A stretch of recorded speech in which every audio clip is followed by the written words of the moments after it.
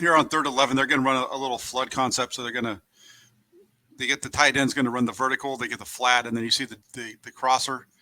He goes to the tight end, and the tight end just doesn't give him. It's well covered. Tight end doesn't give him anywhere to throw the ball. He allows the DB to drive him to the sideline, and there's really nowhere to go. Yeah, that's an ambitious read. That being said, that's a pretty good throw. Yeah, it gets in there. I mean, geez. I mean, I don't expect a North Dakota State tight end to make this catch, but hey, if he comes to the Niners, Kittle can make this catch. Yeah, George Kittle, Ross Dwelly, they're both this guy right here, 82. He plays for the Jaguars. Oh, wow. But yeah, he's not anywhere near the athleticism of the two guys with the 49ers. Yeah, I mean, you got to give him credit. He hits him in the hands. Hell of a throw. Really nice. Let's go back and look at the mechanics real quick. Really good shot of the goalpost. Thank you so much. He's got a quick little release. It's pretty compact, especially when he's got a ton of space and can, do what he's been practicing. Yeah, and he doesn't really have to hitch into the throws too much. He has a really strong arm. He can pretty much, hit that back step, and he might have to have a little hitch because when you do a 5-step drop or a deeper drop, you're going to usually hitch up at the end of that. That's the way you're taught. But he has the ability to get into it and get the ball out quick. I noticed you were tweeting about Justin Fields. You noticed that he tends to hitch into his deep throws. Do you feel like Trey Lance might have a more powerful arm? Yeah, he does. Wow. He does. You watch that throw that they showed, that highlight clip yesterday of him doing the trick shot competition throw where he spins out to his left and throws it down the sideline that everybody's doing. And that ball never even leaves the screen. It's so flat.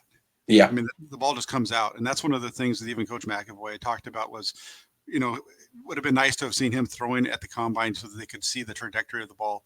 And it definitely is. He hit the ball, just jumps out of his hand. When you watch the throw, when we're watching this film and they're going the opposite direction when we're in this view, when he throws the ball, that thing's spinning so fast that the stripe on the ball looks like a circle.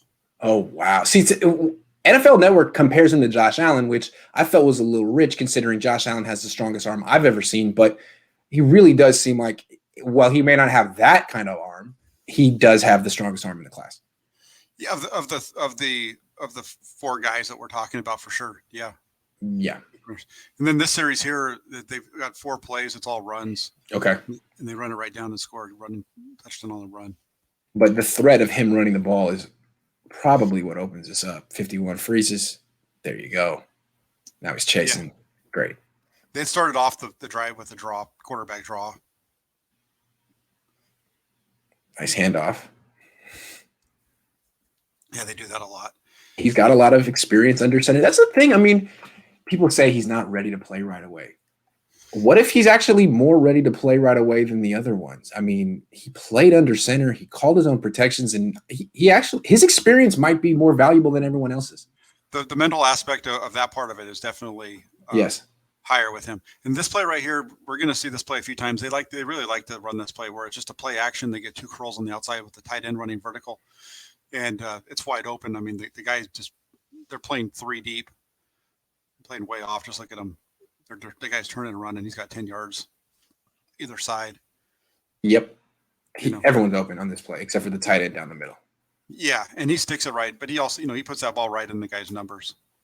If this were Mac Jones, the ball would have been out already. That being said, what did I do? Well, it's a little bit different, though, than the Mac Jones throw because when Alabama – because this is where it's different from what the 49ers do because when Alabama – they run it the way the 49ers run these deep curls where they run them to about 18 to 20 yards curl, whereas this is only 10. So he's not able to – he's in position to throw it at about the same time as Jones would.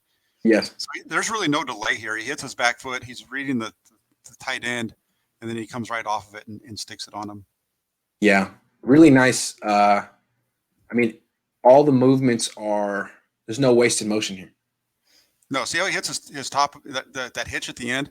Yeah. He does that little hitch, but that's not anywhere near what you see. When Fields does this, he hitches constantly. And it's part of why he's late on throws and I get his feet aren't set underneath him. Yeah, well, and I think he's just got to he's got to muscle up. It's similar to Zach Wilson. Remember we talked about that with Zach Wilson, how he needs to hitch to really drive it. It's the same thing with Justin Fields a lot of times. Interesting. And I get a lot of pushback on that because he's completing the ball, but there's times when that ball should have been out, and it shouldn't be as tight of a throw as it is. And you feel that Trey Lance just has a more natural arm power off his back foot. Yeah. More confident throwing that way. Yep. He definitely has it.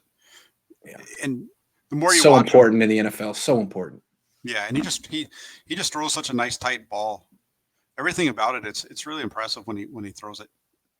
It's more impressive when you watch him throw a ball with the college ball because of the stripe than when he's throwing the NFL ball, because you can't see, because the NFL ball, it doesn't show the fluttering as much as the college ball will. Mm-hmm. Yeah. So we're going to see a quarterback run, I think, right? No, that was nice handoff. Yeah. Trying to catch as much of his pre-snap work as possible, because the coaches say that's where he really differentiates himself.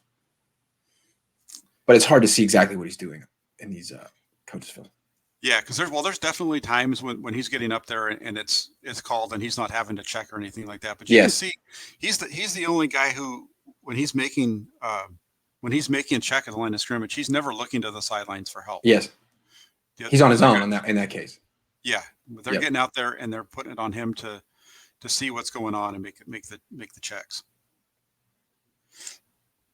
He's a really good runner. Yeah, he is. He's a big, strong guy. I'd be a little concerned with him in the NFL. I don't want to see him necessarily taking on linebackers or safeties, because he can, but you shouldn't. Yeah.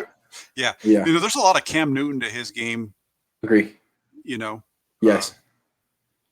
I think that's probably a more fair comparison than Josh Allen. Yeah, Josh Allen. That's a high bar. Yeah, and the reason I say that the Newton thing is just because of the offense that they're running too. He's doing a lot of that running. Yes. Easy little curl out here to the right. The receiver didn't have to go down for that. Yeah. And this is the kind of stuff you see Zach Wilson do a lot. Quick throwouts for curl. Yeah. Mac Jones too. Distribute the ball, get it out of your hand. Yeah. Oh yeah. There's definitely parts of that for everybody's game. Yeah.